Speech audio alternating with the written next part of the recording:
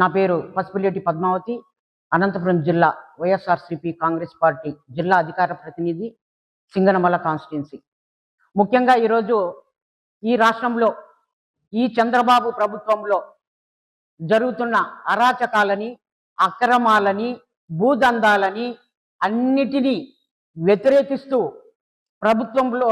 ఈ ప్రభుత్వంలో ఉన్నటువంటి సామాన్య ప్రజలు ఎవరైతే ఎదురు తిరుగుతున్నారో ఈ పార్టీకి, ఈ వీళ్ళు చేసే అరాచకాలకు ఎవరైతే ప్రశ్నిస్తున్నారో వాళ్ళందరినీ దారుణాతి దారుణంగా వీళ్ళు వెంటాడి వేటాడి మహిళలను వివస్త్రం చేస్తూ, అంటే లాస్ట్కు కొట్టడం అయిపోయింది, కన్నడం అయిపోయింది, ఇంట్లోకి దూరి వాళ్ళని నానా వాళ్ళ మాట్లాడడం కూడా అంత అయిపోయి లాస్ట్కు ఏదైతే జరగకూడదో, ఏదైతే మహిళలకు జరగకూడదో, ఏదైతే చూడకూడదో ఆ విధానాన్ని ఈ కూటమి ప్రభుత్వంలో ఉన్నటువంటి ఈ పచ్చ బ్యాచ్ చేస్తున్నటువంటి అకృత్యాలను ఖచ్చితంగా మేము వైఎస్ఆర్సీపీ తరఫున సామాన్య ప్రజలకు, పార్టీలకు అతీతంగా వైఎస్ఆర్ పార్టీ విభాగము, మహిళా విభాగం అండగా ఉంటుందని ఈ సందర్భంగా తెలియజేస్తా ఉన్నాం.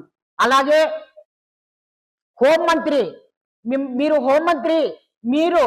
చంద్రబాబు నాయుడు గారు ఇచ్చిన టీ తాగిన భ్రమలో ఉన్నారు. మీరు ఈ రాష్ట్రంలో జరుగుతున్నటువంటి అక్రమాలను కానీ, అరాచకాలను కానీ మీరు ఏ కోశాన కూడా మీరు కన్నెత్తి చూడకుండా, మీరు మీ మేకప్ మీద పెట్టిన దృష్టి కనీసం 1% అన్నా మీరు ఈ రాష్ట్రం మీద పెడితే మంచిదని కూడా ఈ సందర్భంగా తెలియజేస్తున్నాం. అలాగే మీరు మేకప్ కు ఎక్కువ, హోంశాఖకు తక్కువ అని కూడా ఈ సందర్భంగా తెలియజేస్తున్నాం. ఎందుకంటే ఈ మాట చెప్పింది కూడా, మీరు హోంశాఖకు తక్కువ అని చెప్పింది కూడా మీ సహోదరుడు పవన్ కళ్యాణ్ గారు అని కూడా గుర్తు చేసుకోండి. ఒక మాట అన్నారు, హోంశాఖ నా చేతిలో ఉంటే ఈ రాష్ట్రంలో ఎవ్వరు కూడా అరాచకాలకు పాల్పడరు, రౌడీలు కూడా, గుండాలు కూడా ఏ పని కూడా చేయడానికి భయపడతారు అని అన్నారు. మీకు గుర్తు ఉంది. మరి అలాంటి శాఖని ఎప్పుడో మళ్ళా పవన్ కళ్యాణ్ గారికి వెళ్ళిపోతుందో అని చెప్పి మీ పచ్చ బ్యాచ్ కి, మీ పచ్చ పార్టీలో ఉన్నటువంటి రౌడీలకు, గుండాలకు మీరేమన్నా మెసేజ్ ఇచ్చారా? నేను హోంశాఖగా ఉంటానో ఉండలేనో, నన్ను తీసేస్తారో ఏమో, మీరు ఇప్పుడే ఏ అరాచకాలు చేస్తారో చెయ్యండి. వైసీపీ పార్టీ వాళ్ళని ఎవరైనా కూడా ప్రశ్నిస్తే వాళ్ళని మీరు ఏ విధంగా అయినా మీరు చేసినా నేను చూస్తూ ఉంటాను తప్ప ఏ యాక్షన్ తీసుకోనని కూడా మీరు చెప్పడం జరిగిందని కూడా ఈ సందర్భంగా తెలియజేస్తాను. ఈ రాష్ట్ర ప్రజలందరూ కూడా గుర్తుండిపోయేలా మీరు చేసిన అరాచకాలని ఖచ్చితంగా వాళ్ళు మిమ్మల్ని అధపాతాళానికి తొక్కుతారు, భూస్థాపితం చేయడానికి కూడా సిద్ధంగా ఉండాలని కూడా ఈ సందర్భంగా తెలియజేస్తా ఉన్నాం. అలాగే ఈ రాష్ట్ర ప్రభుత్వంలో ఎవరికైతే అన్యాయం జరిగిందో, ఎవరైతే పోలీస్ స్టేషన్లకు వెళ్ళి వాళ్ళకు జరిగిన అన్యాయాన్ని పోలీస్ స్టేషన్ లో చెప్పినా కూడా కేసు కట్టకుండా, కేసు కట్టినా కూడా వాళ్ళకి న్యాయం జరగకుండా ఎవరైతే ఉన్నారో, ఈవెన్ వైఎస్ఆర్ కాంగ్రెస్ పార్టీ కార్యకర్తల నుంచి నాయకుల వరకు రాష్ట్రంలో ఉన్న సామాన్య ప్రజలు ఏ పార్టీలో ఉన్నా కూడా వాళ్ళకి ఎవరికైతే అన్యాయం జరిగిందో మీకు ముఖ్యంగా చెప్తా ఉన్నాం. ఎంత లేదు, ఈ 3 ఏళ్లలో మీరు ఖచ్చితంగా వాళ్ళకి న్యాయం చేస్తారా? చేయండి. లేదంటే 29లో మా జగనన్న ఖచ్చితంగా వస్తారు.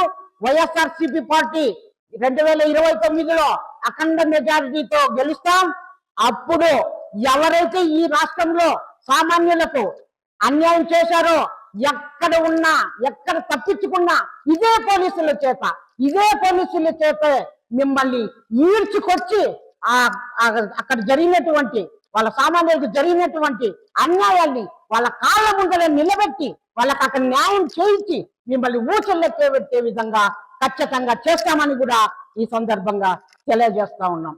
అలాగే ఈ రాష్ట్రంలో దేనికి కూడా వైఎస్ఆర్సీపీ మహిళా విభాగం, పార్టీ కార్యకర్తల నుంచి నాయకుల వరకు మహిళా విభాగము దేనికైనా సిద్ధము.